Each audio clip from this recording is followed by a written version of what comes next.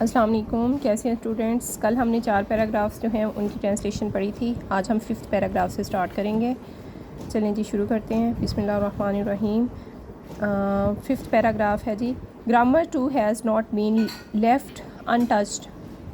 جو گرامر ہے اس میں بھی تبدیلی کی گئی ہے، یعنی کہ وہ بھی تبدیلی سے محفوظ نہیں رہی. While traditional grammar rules still apply in formal writing, the rising of texting, tweeting, and chatting has created a more relaxed approach to sentence structure and punctuation.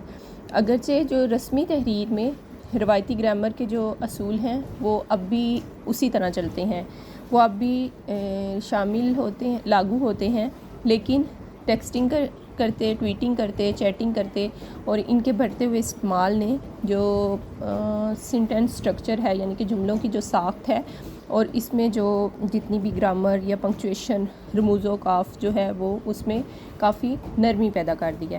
یعنی کہ اگر ہم بات یہ ہو رہی ہے کہ اگر ہم جو ہے فارمل کوئی رائٹنگ لکھ رہے ہیں، جیسے لیٹر لکھ رہے ہیں یا کسی کو اپلیکیشن لکھ رہے ہیں، یا آپ نے کوئی مطلب آپ اپنا کورس کے لیے کوئی کوسچنس کے آنسرز لکھ رہے ہیں، تو اس میں کیا ہوتا ہے کہ ہمیں گرامر کو اسی طرح ایز اٹ از یوز کرنا ہوتا ہے، اس کے ساری جو ٹرمز ہیں اس کے اکارڈنگ، ٹھیک ہے، اس کے رولز کو اپلائی کرنا ہوتا ہے.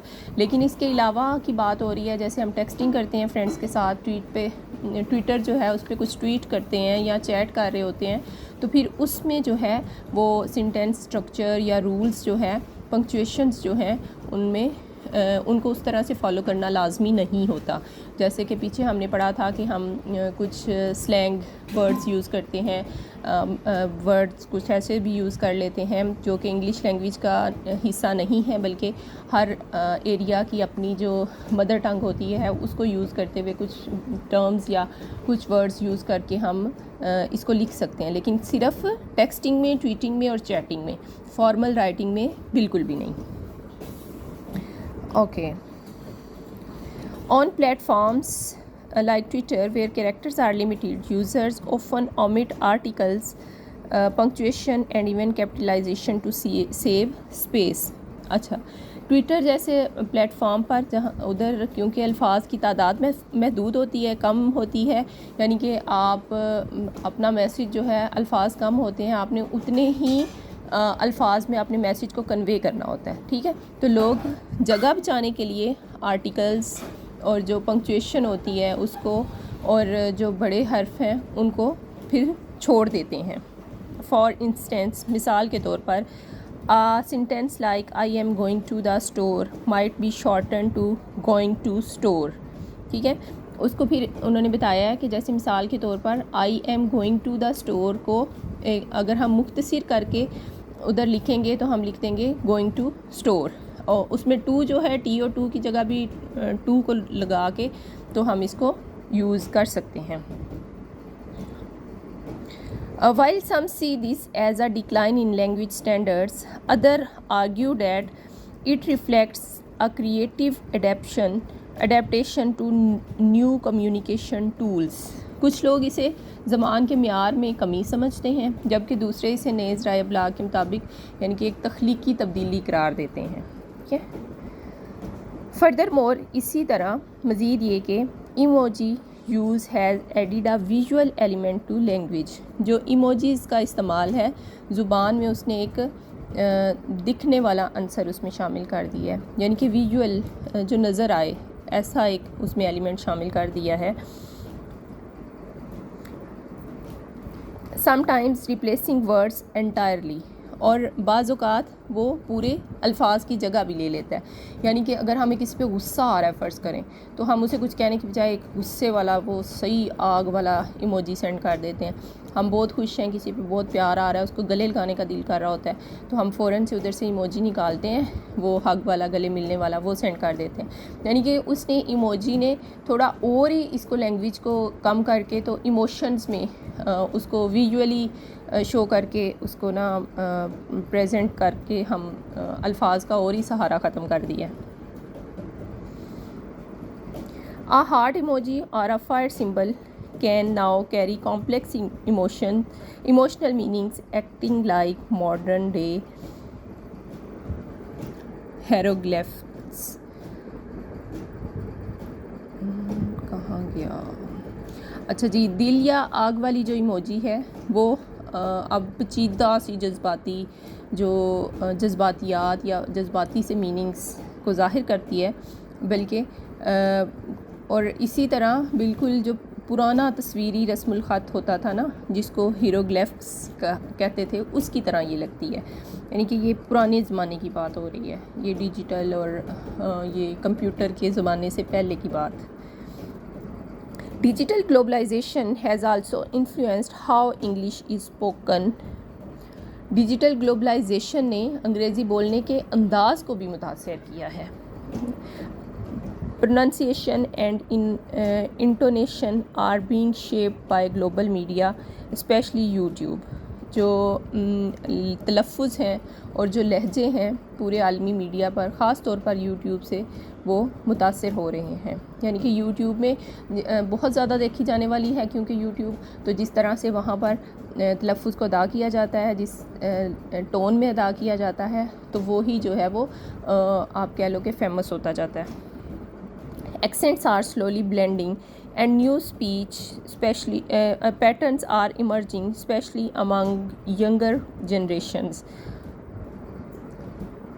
لہجے جو ہیں وہ آہستہ آہستہ ایک دوسرے میں مکس اپ ہو رہے ہیں، گھل مل رہے ہیں، اور نئے جو انداز ہیں گفتگو کے وہ سامنے آ رہے ہیں، خاص طور پر جو نوجوان نسل ہے ان میں. یعنی کہ جو ینگسٹرس ہیں وہ ان چیزوں کو بہت زیادہ اڈاپٹ کر رہے ہیں. For example, many non-native speakers of English adopt American or British slang, pronunciation and idioms through exposure to online content. مثال کے طور پر بہت سے غیر مقامی جو انگریزی بولنے والے آن لائن مواد کے ذریعے امریکی یا برطانوی سلینگ جو تلفظ ہیں اور محاورے جو ہیں وہ اپنا لیتے ہیں. The result is a more standardized international form of English, but it may also lead to the loss of regional accent and traditional forms. اس کا نتیجہ ایک تو زیادہ معیاری اور بین الاقوامی انگلش کی ضرورت میں نکلتا ہے، لیکن اس سے جو مقامی لہجے ہیں اور جو روایتی انداز ہے اس کے ختم ہونے کا بھی خطرہ پیدا ہوتا ہے. However, تاہم the globalization of English raises important questions about cultural dominance and inequality. تاہم انگلش کی جو یہ عالمگیریت، ثقافتی غلبہ ہے اور عدم مساوات سے متعلق بھی اہم سوالات جو ہیں وہ پیدا کرتی ہے. مطلب انگلش کی جو وہ کہہ رہے ہیں گلوبلائزیشن آف انگلش ہے نا، یعنی کہ انگلش کی جو عالمگیریت ہے اس پہ سوال اٹھتا ہے، ثقافتی غلبے پہ بھی اور عدم مساوات پہ بھی. کیسے دیکھتے ہیں آگے جی. Because English is the default language on most digital platforms. کیونکہ انگلش جو ہے وہ بہت سے زیادہ تر ڈیجیٹل جو پلیٹفارمس ہیں ان پر بنیادی زبان ہے. Naan NATO speakers often feel pressure to adopt it in order to access information. جو غیر مقامی بولنے والے ہیں معلومات حاصل کرنے کے لیے، اپنی گفتگو میں حصہ لینے کے لیے، یا پھر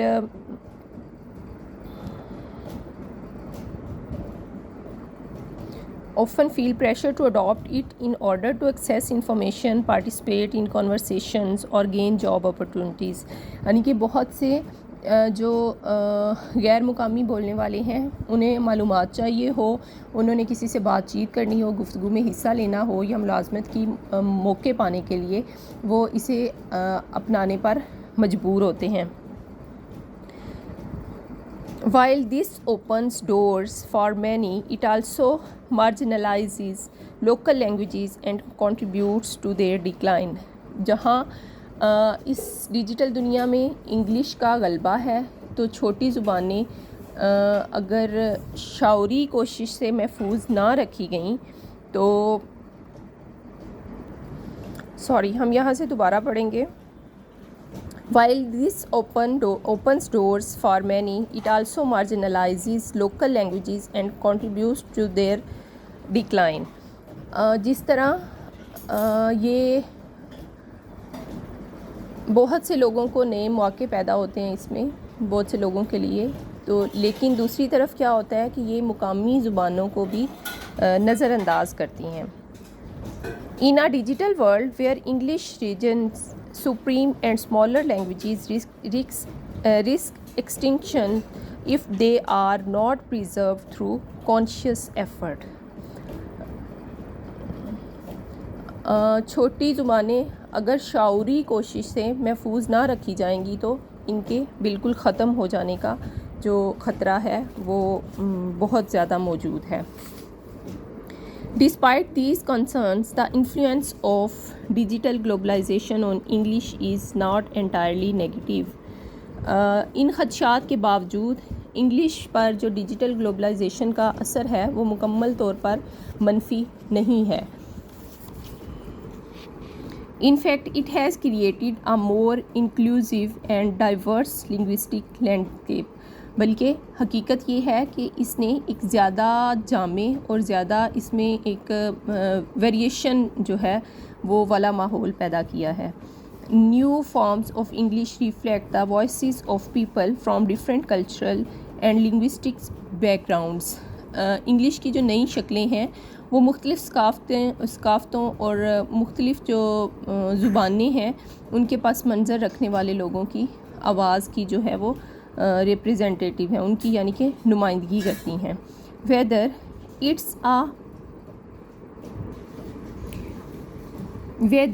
it's a Ghanaian YouTuber mixing local proverbs with English or a Filipino